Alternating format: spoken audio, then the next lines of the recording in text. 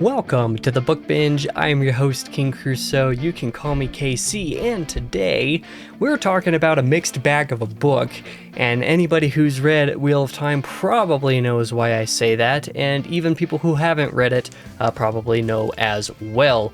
Yeah, this book has just a little bit of a reputation, and my consensus about it with regards to the reputation is that it was actually not awful. It's definitely still a mixed bag. It has major issues, which we will talk about in due time.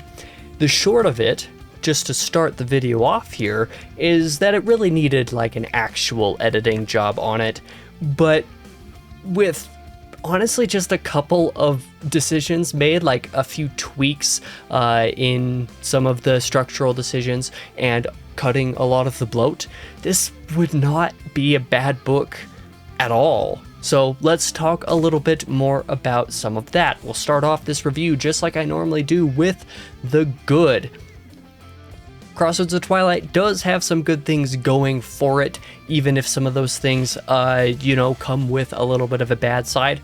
We'll talk about all these things in turn, but there are a handful of things that I do want to actually give this book credit for. And one of those things is that as a bridge book, acknowledging Winter's Heart, the really important climax that was, acknowledging that event between all of the major timelines in a set order, and then using that to also, over the course of time, prepare for Knife of Dreams, that works. Like, I really think that was a structural idea that at its core works and would not have made for a bad bridge book at all if executed a little bit better. We'll talk about this in due time.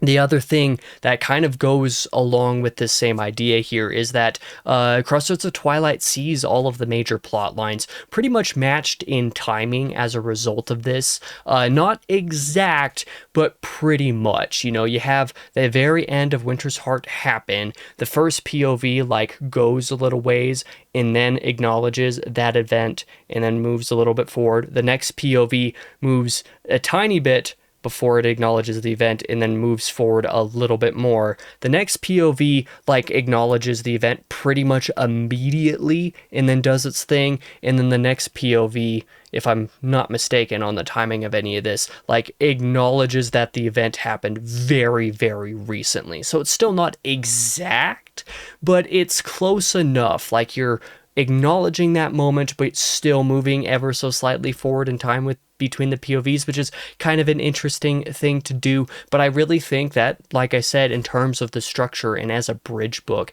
acknowledging that event, utilizing those POVs to do that, doing it in every POV, worked, because after you have these four POVs, you then actually have a very brief POV section from the people in which the climax of Winter's Heart is involved. So you have that, like I said, the ordering that I said for those POVs, including the one where it's that event just happened very recently. Then you have the very short one from whoever actually did the end of Winter's Heart.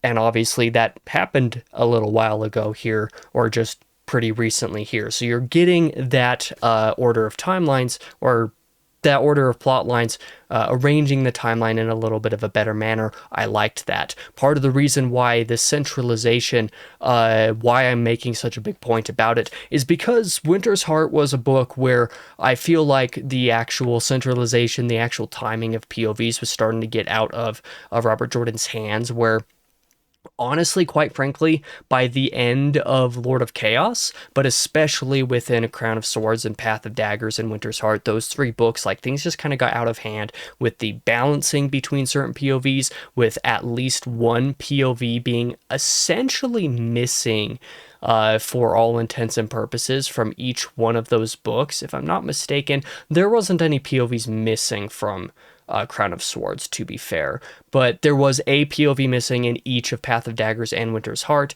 and there was another POV that existed in all three books but didn't really go much of anywhere for the vast majority of that. And so you could tell that there was just a lot of slicing things in together with the timeline that was like, I know one of these POVs by the end of Winter's Heart was just like completely mismatched with everybody else. So Robert Jordan utilized some time skips at the beginning of this book to actually get these POVs lined up, and I liked that. I'm glad that he did that, because if we had another book where it's just like, okay, when is any of this stuff happening, that would have been a real problem. I would just be getting mad about it, because I already criticized Winter's Heart for that. So he addressed that issue in Crossroads of Twilight, so that is a good thing.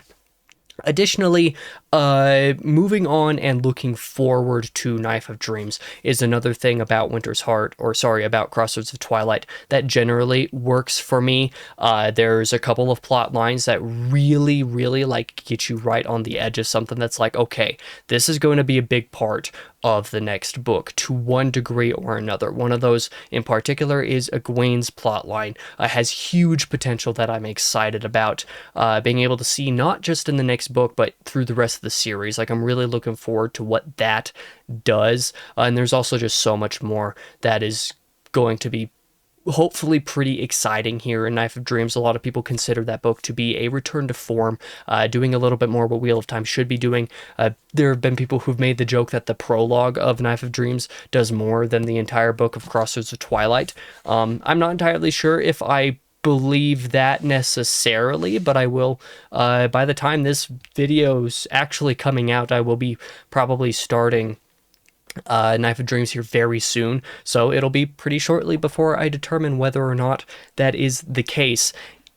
But no matter what the case is, like I said, it's setting up a little bit for Knife of Dreams. It's not just reacting to Winter's Heart, it is setting up a little bit towards Knife of Dreams. Maybe not inherently directly in some of those cases, but it is starting to ramp some things up. I kind of describe Crossroads of Twilight as a bridge book, and it very much is that. It's reacting to one and preparing for the other. It doesn't really have much that it itself is actually doing or aiming towards, and that is part of the reason why the bloat is so bad in this book. Again, we'll talk about that a little bit later, but doing bridge book things, just getting from one point to the next and centralizing the POVs, reacting to a huge event in this way and preparing for the next stage, because there's a pretty big shift in the world politics here that pretty much is implied, not even implied, but like directly stated, like this is a thing that is happening now because of this book. That's all good stuff. Like that's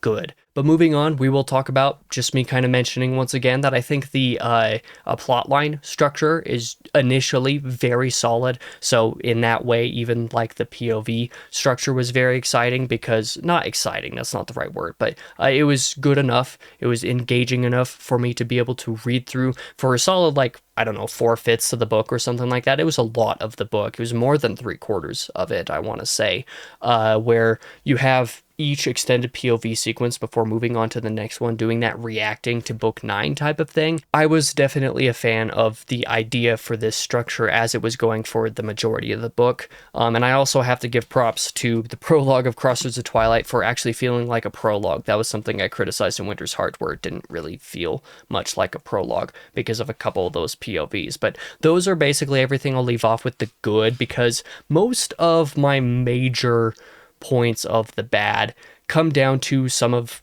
the underside of what I've talked about in the good here. And like, you know, one of those things is that the structure, albeit really good for most of the book, in my opinion, it really falls apart in the last 120 pages, somewhere in that range. And that is because Robert Jordan decided that instead of doing each POV all the way through what they're doing in this book, you know, that reacting and then preparing, he decides to do the reacting, a little bit of preparing in each of them, and then circles back around to a few of those POVs in those last 100 pages, where you suddenly just have a chapter or a couple of chapters from each of those earlier POVs. It's just like, but why though? Why was this not just with the POV earlier, where in every case the structure of this book and the structure of those POVs would have been better if the chapters that appear at the end from those POVs was with the POVs earlier. And then there was also one POV in particular, that one was Perrin's,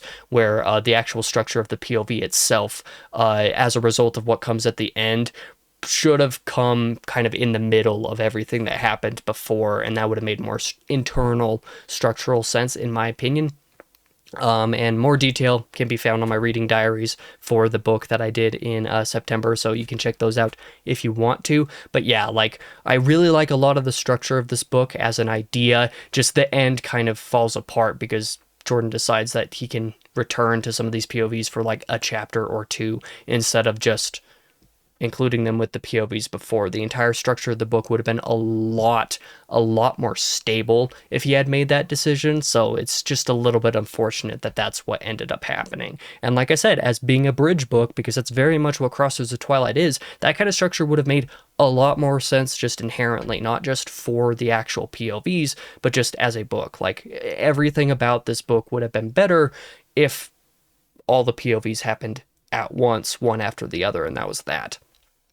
So that's how I feel about that. The other major problem is the elephant in the room. That is that Crossroads of Twilight is very, very, very bloated. It is significantly longer than either Path of Daggers or Winter's Heart. It's like, I want to say 40 to 50,000 words longer than either of those two books. And the fact that it is that many words longer than either of them is crazy. Like, this book is, I want to say it's 270,000 words or somewhere around there. I don't think Crossroads of Twilight has any business being longer than maybe 180,000 words or something like that, like 90 to 100,000 words shorter, and it would have been 1.5 million times better for it. As I said, it's kind of a bridge book. I've made this point multiple times throughout the video, and being a bridge book, tying Winter's Heart into Knife of Dreams as the example, it only being 150 to like maximum 200,000 words would have been more than enough doing what it needed to do. So you fix some of those structural problems and you cut out a lot of that inherent bloat, and you have a perfectly decent book here. It just definitely needed that editing touch. I feel like this book probably didn't really see an editor pretty much at all, which is not great. But that's going to take us into the ugly, and that is going to address a pretty big question regarding Crossroads of Twilight and a joke that is very often made amongst a certain subset of readers of the series, and that is that you could just read the chapter summaries of the book and you don't need to read the book. Like, you could just skip it entirely. It's the one Wheel of Time book you could skip. In a sense, I see where these people are coming from, because, well, it is a bridge book. It doesn't really have much of its own personal drive, so to a degree, you could skip it, and you're not missing any major events within, like, the broader context of the series. That much, I think, is generally true. But I also understand why some people say that you can get away with reading the chapter summaries, because I tested this, and it is absolutely true. The Wheel of Time fandom wiki specifically, I didn't check the chapter summaries on Dragonmount because for whatever reason on my devices, Dragonmount just does not work 90% of the time, refuses to load. No idea why. But the Wheel of Time fandom wiki has chapter summaries for all of the books, and I actually went through and was reading the chapter summaries for Crossroads of Twilight immediately after reading most of those chapters, kind of to help with my own personal notes. It's what I've been doing the last few books at this point, to make sure that I have all of my notes in order and that I have things basically in line.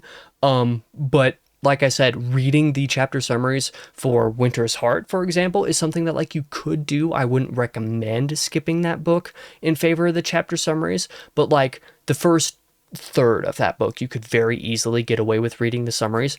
Crossroads of Twilight, you can. Like, just the entire book. In fact, the chapter summaries have more detail in them than my personal notes did for each chapter. Like, there were details in those summaries that even I was looking at. It's just like, why did you include these details of the scenes? Like, does it really matter that much? And I don't think it does, but it's detailed enough that you can definitely go to the Wheel of Time fandom wiki, go to Crossroads of Twilight, read those chapter summaries. You will be just fine. If you are struggling with the series at this point and you really don't know if you can stomach reading Crossroads of Twilight given its reputation, while I personally did not despise this book, I totally get it. It definitely has the energy of like the straw breaks the camel's back. For me, like even I wasn't disliking it, but as soon as I finished this, I felt a little bit, not a slump per se, but I definitely felt a little bit like a slump was maybe coming on. Just because it's a lot of bloat. It's definitely a lot of bloat. I didn't hate the book, but it's a lot of bloat. It's kind of hard to justify. This kind of takes us into the recommendation. What I'm saying here, yes and no. Like, should you read Crossroads of Twilight? That depends on how much you enjoyed the series, to be honest. Sorry about that. If you really like Wheel of Time, yeah, like, just read the book. Like, it's fine. It's really not that bad. You know, if you've not had any struggles with the last 4 books, really, with bloat at all in the last 4 books, you will not have any problems here. If you've only had very minor struggles with bloat, and this is basically where I felt for the last 4 books, you're not going to struggle that much here. If you are struggling with the series, no, don't read Crossroads of Twilight. You can use the fandom wiki and read the chapter summaries, and you get literally everything that you need from the book from those summaries. That is true. Like, it is absolutely the case that you can do that. So if you just want to get to Knife of Dreams and you do not think you can stomach reading or finishing Crossroads of Twilight, I'm looking at you, Tokyo, just read the fandom wiki chapter summaries. You will be fine. Like, genuinely, that is my recommendation. Yes and no, depending on how you feel about the series. For me, I'm not upset that I read the entire book, but I would not argue against somebody saying that you could read the chapter summaries and that's it. So that's all that I have for you guys today. Thank you for watching this review, and I guess I'll just include at the very end here in terms of like a ranking, because at the end of Winter's Heart, that review, I did a ranking for the series at that point.